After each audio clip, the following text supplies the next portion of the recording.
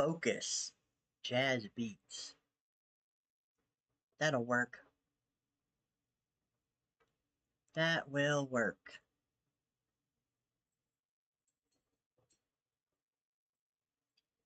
Okay, so I'm gonna turn the music on. I'm gonna mute myself and we're gonna take about a 15-minute break. Then we will come back and continue on with our next story. I know we've got a lot of lurkers here tonight. Let's see. Ash is here. Cat Dad's here. Rusty's here. Shelbo's here. Baby Girl Dark. Ace. Birdie Bear. Brain! Bubble Mike. Sissy Payne. Oh my gosh, I don't know why I'm straining myself when I can just pull this up. Which I don't know why I didn't do in the first place.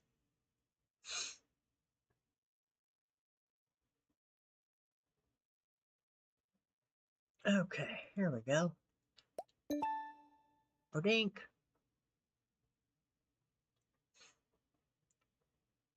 There it goes, filling in.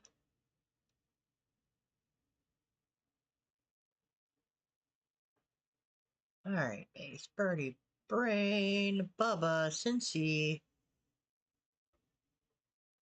Dariodelpan, Defiant Angel Princess, Frack Attack, Gravelord, Ham and Liz Gaming, Hinataru, Flo, Joelle, Nick, Necro-G, Hootie Tang, Purple, Smoldering Kells, Squishy, Super, Swolex, Thorius, The Wise Llama, Whoosh Whoosh Whoosh, and Willow. I am missing my faithful lurkers. I am missing Tiger and the Willful King. I know not where they are. There will be a 2-minute ad break while we are gone, so prepare for that.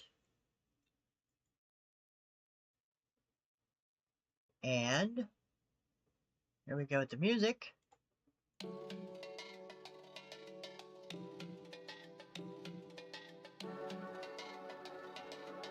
I'll take that. I just got some bass. We'll take that. Alright. Grab a drink, grab a snack. Eat a meal. Walk the dog. Go to the bathroom. Do what you gotta do. We'll be back in 15 minutes. I hope to see you too. That was bad, I'm sorry. I'm really sorry for that. Let's get a break in.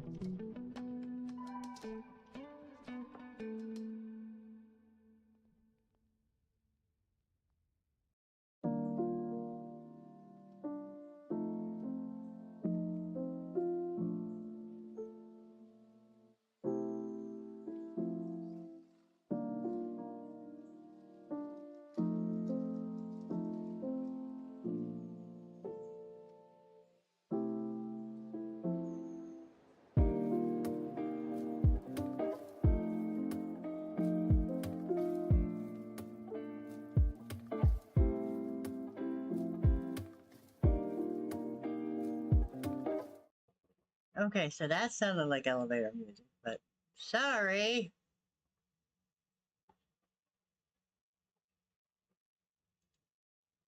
All right, we're back. I have Max needing me. What are you doing? All right, so have returned.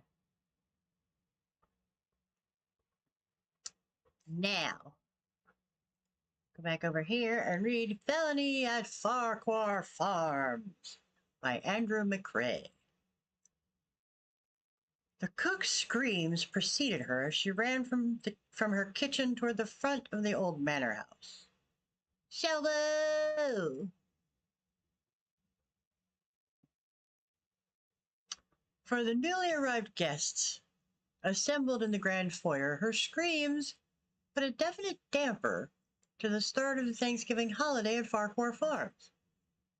The mood was further diminished when the elderly cook staggered into the foyer from the back hallway and collapsed in a floury heap on the polished oak floor.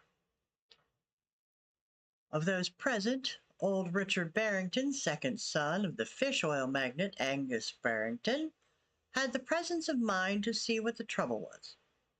He helped the cook to a nearby chair and listened as she struggled to explain in a voice too low for the others to hear. He left the room in a hurry, heading in the direction from which the cook had staggered. On his return, minutes later, he faced the others. "It seems," announced Richard, "that Rosemary is in the butter." "What an excitable woman," said one of the guests, a bosomy American woman to whom Richard had been introduced scant minutes before. "Imagine going to hysterics over that. I believe it's quite the thing these days to put rosemary in the butter." "Normally I would agree with you, Miss Halifax, but not now. For Rosemary is the name of the housemaid, and Miss White found her in the pantry face down in a large bowl of fresh butter." "Salted or unsalted?" "I beg your pardon, Miss Halifax?" "Was the butter salted or unsalted?" Miss Halifax turned to the other guests. "I only use unsalted myself. It's much better for you." "I don't think that matters, as Rosemary is dead." "It was probably salted then." It took Constable Pratt the better part of an hour to bicycle from the village to Wickersham, out to Farquhar Farms. During that time, Richard Barrington attempted to keep things in order.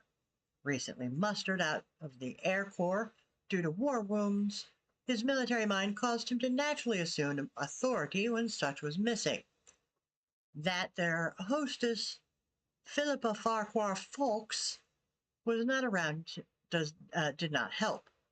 At the time Mrs. White, the cook, was collapsing, Philippa was off collecting the guests' luggage from the train station as she arrived a good 30 minutes after Constable Pratt puffed into view. Philippa and Richard watched with somber reflection as the ambulance carrying the unfortunate Rosemary circled the drive from the back of the house and trundled down the estate's long gravel driveway. "Oh, my God, Richard, how horrible! She was so young. And whatever are we to do? We must cancel the weekend, don't you think?" She joined Richard in unpacking the guests' baggage from their ancient estate car. Richard and Philippa had grown quite close in the past 6 months, since he had moved to the district after his discharge from the military hospital. It was a relationship he wished was even closer, and in 4 months' time his wish would come true, as 7 years would have elapsed since her husband Farley Fawkes' mysterious disappearance. "No, my pet," Richard assured her as they struggled with a small mountain of suitcases. "You have too much riding on this weekend to pack it in now." A hat box slipped from his grasp. "Damn this cane!" 6 months in the planning, the weekend, an American Thanksgiving at an old English manor, and catering to tourists from the United States, was intended to be the first of similar events, and most important, to bring much-needed working capital to the estate. "But what shall we do about help?" Philippa stopped to tuck an errant strand of hair back under her hat, a hat which Richard found most fetching on her. I suppose I can find time to make the beds and do the cleaning, but Mrs. White was expecting Rosemary to help in the kitchen tomorrow's big dinner. Already taken care of, Richard smiled at Philippa's startled look. Daphne Tompkins, Constable Pratt's young lady friend from the village, was more than willing to escape her mother's watchful eye for the weekend, and should do admirably. She's on her way now. Daphne Tompkins? Isn't she the shopkeeper's daughter? Do you think she'll do? When I spoke with her on the telephone a few minutes ago, she was most eager to give it a try. Thank heavens for small miracles, said Philippa. They arrived at the front door with the last of the baggage. Well, shall we go in? Richard gave her a reassuring smile. Once more into the breach, dear friend, once more. Surprisingly, dinner that evening went off without a hitch. It was a simple meal of game hen, red potatoes, peas, and fresh scones, with clotted cream for dessert. Mrs. White had managed to pull herself together, and the new girl Daphne proved to be quite a great help to her. For Philippa, it served as a test run for the next day's meal. Tomorrow was Thanksgiving Day in America, and the menu planned for that day's dinner was meant to be the highlight of the weekend. After dinner, Philippa, Richard, and the weekend guests retired to the parlor. This was an opportunity for everyone to get to know each other, freed from the confines of the formal dining room. There were 6 guests in all. There was the aforementioned Mrs.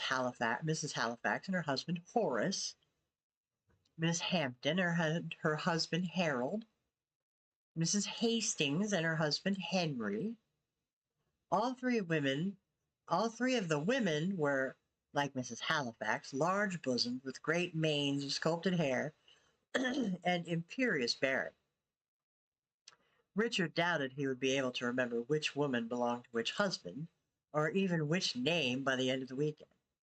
All 3 couples were affluent, retired, and from America on holiday, eager to experience a stay in one of England's stately manors.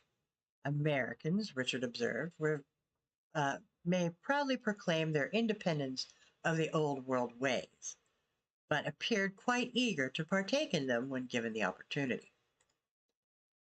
As there were 8 in all with Philippa and Richard, it was natural that 2 tables of bridge soon sprang into being. A Victrola was pressed into service to provide music appropriate to the mood, and the evening passed quickly. As the evening grew late and 10 p.m. approached, there was a discreet knock at the door, and Daphne, in the uniform of a maid, put her head in and announced in a timid voice, "Hydrant, you bastard! Hydrant!" No, that's not what she said.